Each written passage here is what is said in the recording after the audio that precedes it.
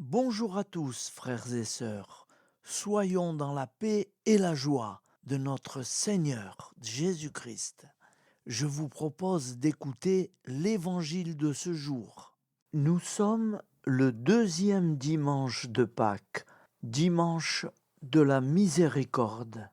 L'Église fête Saint Jean-Baptiste de La Salle, prêtre et fondateur en l'an 1719.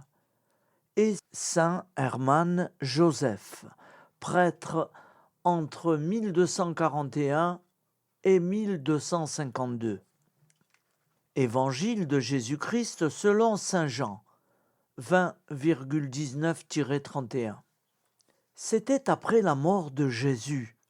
Le soir venu, en ce premier jour de la semaine, alors que les portes du lieu où se trouvaient les disciples étaient verrouillées par crainte des Juifs, Jésus vint, et il était là, au milieu d'eux. Il leur dit : « La paix soit avec vous. » Après cette parole, il leur montra ses mains et son côté. Les disciples furent remplis de joie en voyant le Seigneur. Jésus leur dit de nouveau : « La paix soit avec vous. De même que le Père m'a envoyé, moi aussi je vous envoie. » Ayant ainsi parlé, il souffla sur eux et leur dit : « Recevez l'Esprit Saint. À qui vous remettrez ses péchés, ils seront remis. À qui vous maintiendrez ses péchés, ils seront maintenus. » Or, l'un des 12, Thomas, appelé Didyme, c'est-à-dire jumeau, n'était pas avec eux quand Jésus était venu. Les autres disciples lui disaient : « Nous avons vu le Seigneur. » Mais il leur déclara : « Si je ne vois pas dans ses mains la marque des clous, si je ne mets pas mon doigt dans la marque des clous, si je ne mets pas la main dans son côté, non, je ne croirai pas. » 8 jours plus tard, les disciples se trouvaient de nouveau dans la maison, et Thomas était avec eux.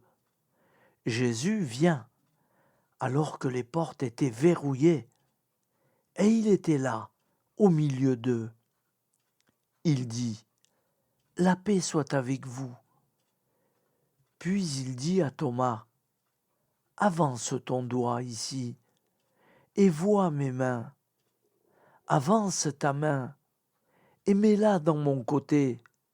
Cesse d'être incrédule, sois croyant. » Alors Thomas lui dit : « Mon Seigneur et mon Dieu. » Jésus lui dit : « Parce que tu m'as vu, tu crois.